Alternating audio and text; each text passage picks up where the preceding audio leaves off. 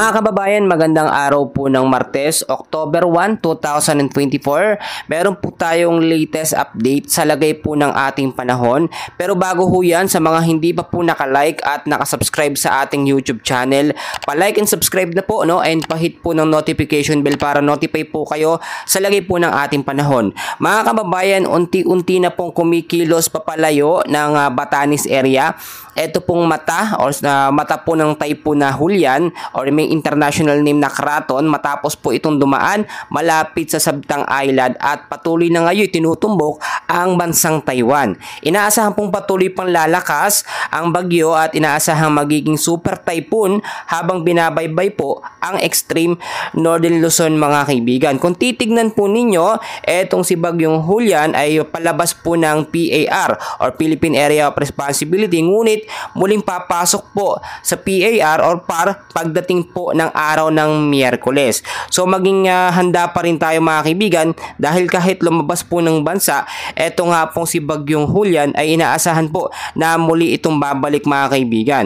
Eto pong ating ibang pang mga update, patuloy pa rin hinahagupit po ng Typhoon Julian ang area po ng Batanes, no? At inaasahang lalakas pa at magiging super typhoon po paglipas po ng ilang mga oras malamang mga kaibigan habang papalabas po ng ating bansa. Kung titignan po ninyo, as of now, ang lakas po ng hangin nito nga pong si bagyong Julian ay pumalo na po ngayon sa 175 kilometers per hour. Malapit pa rin po sa sentro na meron pong bugso na pumapalo up to 215 to 240 kilometers per hour. Pa northwestward po ang kilos mga kaibigan ko sa bilis po na 15 kilometers per hour. Itinaas pa rin po or meron pa rin po tayong strong wind signal number 4 dito po sa area ng Batanes. Natatagal pa rin po na hanggang 12 oras na may lakas pong hangin 118 to 184 kilometers per hour. Nakataas pa rin po ang wind signal number 3 sa ilang bahagi naman po ng northern at sa western portion po ng Babuyan Island na may lakas pong hangin na umaabot sa 89 to 117 kilometers per hour. Natatagal naman po ng 18 hours mga kaibigan. So maging handa pa rin tayo sa banta nga po ng malakas na hangin. Nakataas pa rin ng storm signal number 2 dito naman po sa area ng northern at western portion po ng mainland Cagayan na itong lakas po ng hangin na ito mga kaibigan ay tumatagas po no ng 62 to 88 kilometers per hour. Natatagal naman po ng 24 oras.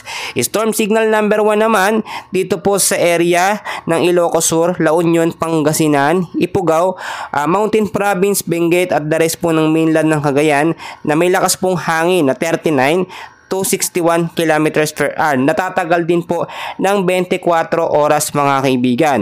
Kung titignan po ninyo, may babala din po ang Pag-asa ng gale warning na hindi po pwedeng pumalaot ngayon mga kaibigan. Malakas pa rin po ang alon. Delikado mga kaibigan mangisda. Nakataas po ang gale warning sa ilang lugar po sa Batanes. Kasama po ang Cagayan, kasama rin ang Babuyan Island at northern coast of Ilocos Norte.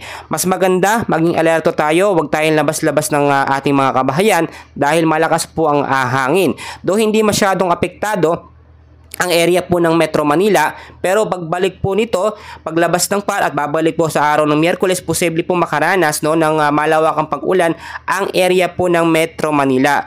Ngayong araw din po mga kaibigan, ay meron din po tayong update ng wala pong pasok. No? Yung mga bansa, mga lugar po na walang pasok na apektado po, nito nga pong si Super Typhoon na Julian. Nagbigay po ng babala no, dito po sa Region 1, ang Ilocos Region, probinsya po ng Ilocos Sur, probinsya ng La Union, probinsya ng Pangasinan, wala pong pasok dyan no? Sa lahat po ng antas ng pampubliko at pribadong paaralan. Kasama rin po sa walang pasok itong Region 2, Cagayan Valley, Batanes Province, bayan ng Bulog, Cagayan, bayan ng Alakapan, Cagayan, bayan ng Bagao, Cagayan, bayan ng Kalayan, Cagayan, bayan ng Kataran, Cagayan, bayan ng Igig, Cagayan, bayan ng Laulo, Cagayan, bayan ng Tuao, Cagayan, bayan ng San Pablo, Isabela. Wala po kayong pasok ngayon mga kaibigan dahil pa rin yan sa napakalakas po na dinudulot ito nga pong si Bagyong Julian. Especially po yung hangin niya. Kung makikita nyo sa ating mga update ay talagang matindi yung pinsala po. Lalo na yung hangin. Kapag pumapalo na po kasi sa storm signal number 4 at posibleng pumalo yung lakas na hangin sa signal number 5, napakalakas po niyan mga kaibigan. At sa Region 3 naman, dito po sa Central Luzon, wala rin pong pasok, no? Pribado at pampublikong paaralan sa lahat po ng antas sa probinsya po ng Aurora, bayan ng Bungabon, Nueva Ecija, bayan ng Moncada, Tarlac, bayan po ng Paniki, Tarlac, wala po kayong pasok dyan. Kasama din po ang CAR, Cordillera Administrative Region, probinsya po ng Abra, wala pong pasok. Probinsya ng Apayao, probinsya ng Benguet, Baguio City, bayan ng Paraceles Mountain Province, wala pong pasok mga kaibigan dahil po sa banta nito nga pong si Typhoon Julian. Sa Region 1, Ilocos Region, probinsya ng Ilocos Norte, wala pong pasok mga kaibigan. Kung titignan po ninyo at ang sinasabi natin kahit po dito sa Region 3, Central Luzon, bayan ng Nueva Ecija, San Jose, Nueva Ecija. Pero kung titignan nyo, mag-update pa rin tayo at makipag-ugnayan si LGU malapit po sa ating mga lugar para po sa karagdagang impormasyon. Dahil syempre pabago-bago po ang panahon, minsan kapag meron tayong banta ng storm signal number 4 and 5 o 3 hanggang 4 and 5 na lakas ng hangin, automatically wala pong pasok yan, especially po yung mga lugar po na bahain at yung mga lugar po na prone po sa landslide, no mga kaibigan. So maging handa at mag-antabay din po tayo. Kung titignan po ninyo ang ilang bahagi din po ng Metro Manila, Luzon, Visayas at Mindanao ay patuloy pa rin po makakaranas ng maulap na kalangitan dahil pa rin po yan sa banta nga po nitong si Bagyo o Typhoon na Julian po mga kaibigan na posible pong humagupit or magbigay ng malawakang pag-ulan sa ilang bahagi din po ng ating bansa. So meron po tayong karagdagan na forecast weather condition sa mga hindi po nakahabol sa area pa rin ng Batanes, Cagayan, including Babuyan Island, Apayao at Ilocos Norte. Ang weather condition po dyan is stormy, no? Medyo maulan po yan na maulap, no? Especially po sa hapon at sa gabi. Dahil po yan kay Typhoon Julian. Impact po posibleng pagbabaha sa mababang lugar at landslide po due to heavy and intense rain na asahan po tatagal ng 12 oras, no? Asahan din ng malakas na hangin pagdating sa hapon at sa gabi. Sa area naman po ng Ilocos Region, the rest po ng Cordillera Administrative Region, kasama na po ang Cagayan Valley, maulap mo kalangitan ng mararanasan dyan. Merong rains with gusty winds, no? Ibig sabihin nyo may pabugso-bugso po, no?